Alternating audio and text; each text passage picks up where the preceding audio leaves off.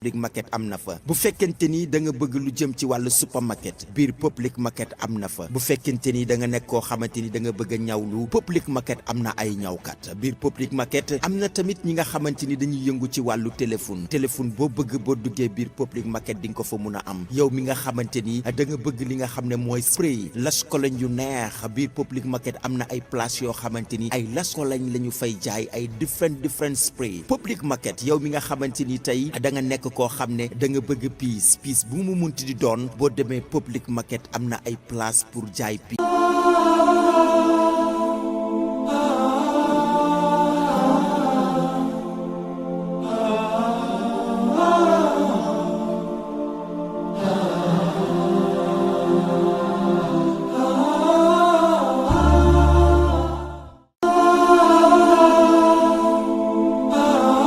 Africell presents Nickel Millionaire 2.0, where your dreams of becoming a millionaire can come true, not once, but twice. In the first 2 months, one lucky Africell subscriber will win a cool $1 million. Another lucky winner will take home another $1 million just 2 months after that. But wait, there's more. We've got loads of cash prizes to be won every week. Simply buy a minimum of $10 in credit or data. So the more you buy, the better your chances of hitting the jackpot. Nickel Millionaire 2.0. Join us every Monday, Wednesday, and Friday at 9 p.m. live on GRTS. Africell, creating millionaires, changing lives.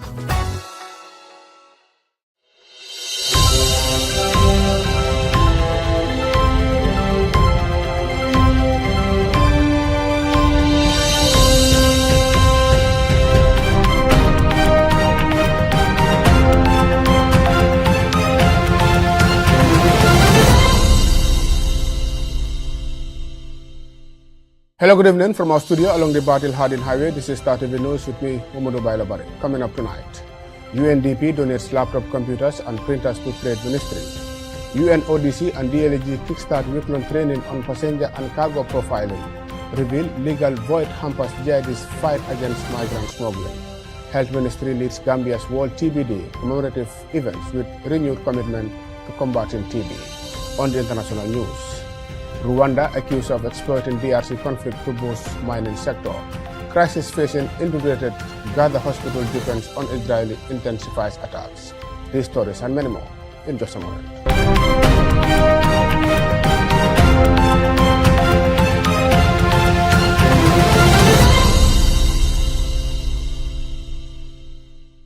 To the news in detail, and many thanks for joining us. We begin with a press release from the Gambia Police Force, and it reads: Police respond to armed robbery in Balangar, CRR, suspect in custody.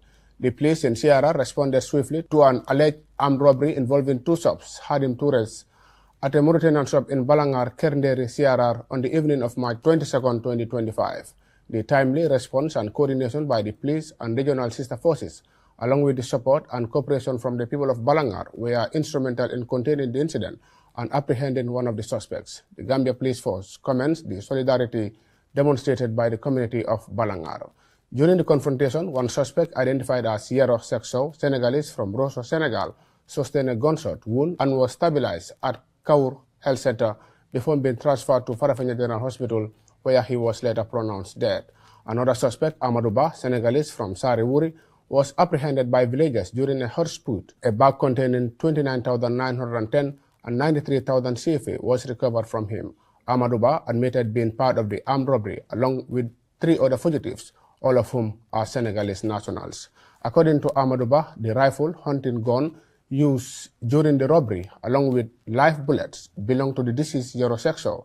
The rifle is yet to be recovered, and efforts are ongoing to locate the remaining suspects. A combined team of investigators from police headquarters has been dispatched to support the regional response team and assist with the ongoing investigation. The Gambia Police Force urges the public to remain vigilant and report any information that may be helpful to the investigation to the nearest police station or call the following number, 9968885.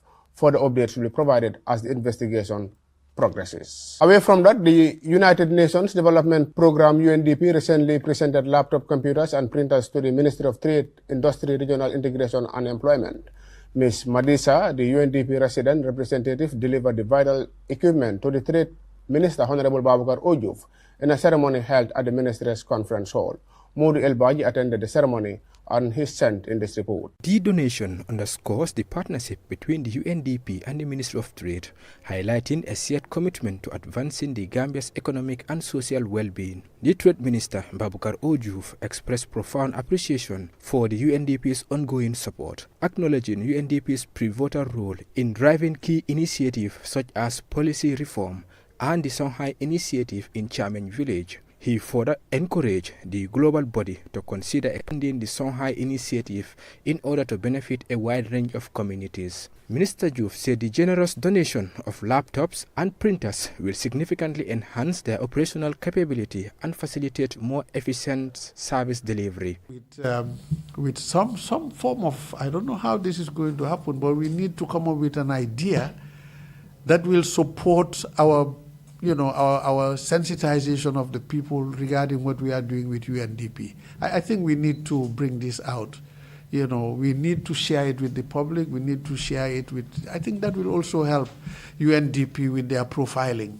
Yeah, if they are doing all this with the ministry, how do we get the people know this? I think I'll need some advice on this. The UNDP resident representative, Ms. Madisa Masongolo, reiterated the critical role of the Ministry of Trade, Regional Integration and Employment in the UNDP's efforts. She outlined the organization's upcoming programs, which will focus on promoting green growth, environmental resilience, and sustainable development. Madam Masology underlined the importance of leveraging technology to drive innovation and creative opportunities for a brighter future. She gave words of assurance about her office's dedication to supporting the Gambia in achieving its development goals. Honorable Minister, let me assure you that though UNDP started this with you, there are so many new partners who've come on board to make sure that even after the 1 year,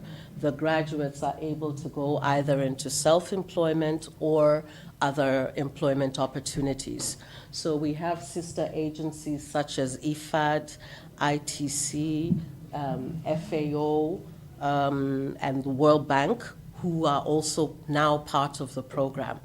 I think what we need to do is not to replicate Shanghai, but I think the critical investment that we have put in there, we should continue to invest more to make sure that they continue to higher the standards and the work that they do.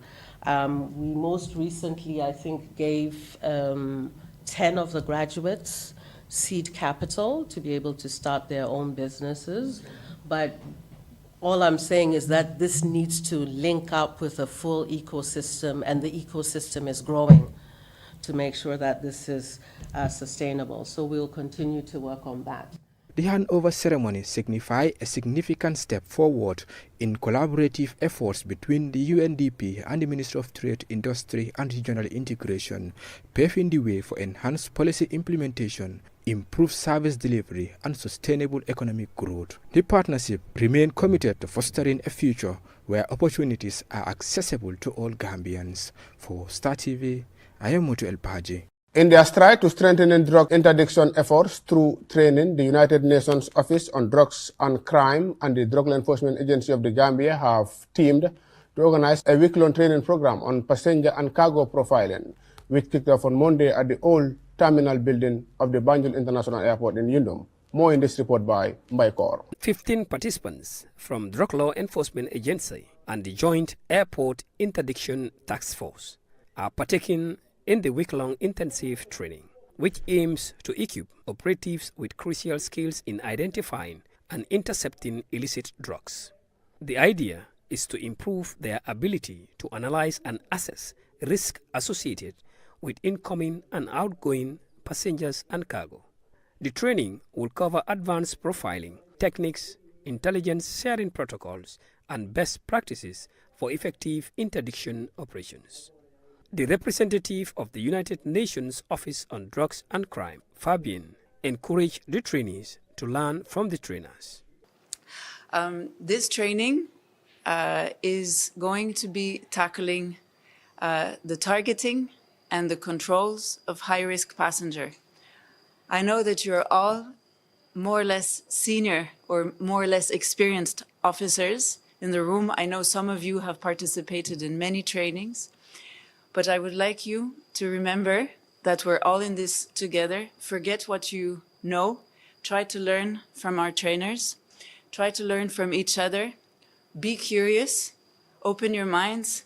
As the training progresses, the Gambian operatives are expected to foster stronger networks within the region, paving the way for more coordinated approaches in combating drug trafficking, which poses a serious threat to public health and safety. The European Union Deputy Head of Delegation to the Gambia, Rafael Brigadi, described the training as timely. This training comes at an important time. We know that many new officers have been joining this year. There's also a new head. And so this session is focusing, as we know, as we said, passenger targeting, and it comes again at a timely moment. It's also an opportunity for me to commend the South-South cooperation. The training is to enhance the operational effectiveness and better protect the Gambia's borders against the growing challenges posed by drug trafficking. Participants express optimism that the skills gained during the training will empower them to make impactful contributions to the effort of their respective agencies. The Director General of the Drug Law Enforcement Agency Gambia, Mr. Demba Sise, spoke about the significance of the training. This training marks a very important chapter in our quest to enhance capacity in this airport and, of course, within the security infrastructure in this country. Distinguished ladies and gentlemen, this training could not have come at a better time, as highlighted by the EU representative here. We all know, arguably, we can say we are in an age of litigation, an age of the media. Whatever we do is under a lesser focus of the media. And any exercise we do also as well could end up in long litigation battles. So we are in that age, which makes capacity very crucial for law enforcement. The week-long program is part of a broader initiative by UNIDOC, United Nations Office of Drug and Crime, to bolster drug enforcement capacities across West Africa, aligning with international goals to mitigate drug-related crime and promote safety within communities. Reporting for Star TV News, I am Baikor. The Gambia Immigration Department's battle against irregular migration is being severely hampered by the lack of a specific legislation criminalizing migrant smuggling. This revelation was made by the jihadist PRO during a press conference held at the Immigration Training School at Tanje. With the details, here's our Defense and Security Affairs reporter, Modu El-Baji. Despite mounting concerns over irregular migration, the Gambia Immigration Department is operating within a limited legal space, hindering its ability to effectively prosecute smuggling in Persian cases. Inspector Simalo, the Public Relations Officer of the Gambia Immigration Department, expressed concern about the absence of a robust legal framework, stating that despite their persistent effort to track and prosecute perpetrators, their hands are largely tied due to the absence of a legal framework that matches the current realities. The bill has been developed and drafted. GID is a place where we only implement. We don't have any powers to make policies. So now it is at the ministry's level. They should know very well that this is occurring within the country. And I think every single Gambian should be very much concerned of what is happening. So there is supposed to be that meticulousness in trying to make sure that they push the bill as fast as possible. It goes to the parliament, and we are hopeful that if it goes to the parliament, knowing what we have in that bill, it is going to be approved. And once it is approved, then all these challenges becomes a thing of the past. But I think it has to be a political will and a commitment for them to be able to at least serve the GID and safeguard the image of Gambians entirely as well. Inspector Lowe highlighted the severity of the situation by shedding light on recent migration incidents. In March, a tragic death occurred near Kololi Beach, and approximately 30 individuals attempting to travel to Europe irregularly were intercepted. In the North Bank region, these incidents underscored the urgent need for decisive legal actions. Boat was believed to have departed the Gambia through Senegal, where they also able to pick up some migrants in Senegal. and then they traveled from Senegal all the way down into St. Louis. Now, when they went up to St. Louis, they had an engine failure and they could not continue. So the migrants had to decide that they want to come back to early save their lives. Now, when they came, over 200 migrants were in this boat, and they had traveled 4 days at sea before they came back to the Gambia. Upon arrival, many of them were found sick and injured, and they had to rush themselves to local hospitals to seek medical attention. Now, when GID was informed of this particular case, our officers were able to go to the hospitals and be able to find some of these suspected migrants. Now, out of these 200, 21 of them were found to be given medical attention, and they were now taken to the GID unit here in Tangi for necessary investigations. In this particular case, out of these 21, we've also realized that we had 2 people that are found to be perpetrators. One of them is an agent called Alhaji Topt, a Gambian, and also an agent called Ibrahima Sedi, who's also a Gambian. But then the main organizer of this particular suspected intercepted case was Mohamed Jagne, who is a Senegalese national. So the case also was very much critical. At the end, we were able to find 1 dead body in the boat that was also left around the monkey park. The GID's North Bank Border Patrol Unit has also registered a significant gain as it intercepted would-be migrants, including foreign nationals. Piero Lo again. It was conducted by the NBR Border Patrol Unit that is in Bara, and in this case, 30 suspected would-be migrants were intercepted. Now, out of this 30%, we realized that Senegalese, we found 17 of them. Gambians, we had 8 of them. Guineans, we had 4. When we use Guineans, we mean those from Guinea-Conakry. We have 4 of them. And Malians, we had only 1. Now, during the investigation, the following people were found to be culprits and perpetrators in the entire situation. The first culprit is believed to be Lamine Jammeh, a Senegalese national. He was arrested at the Bara car park with an amount of $74,000. Lamine had confessed to acting as a sub-agent and led GID officers to highway.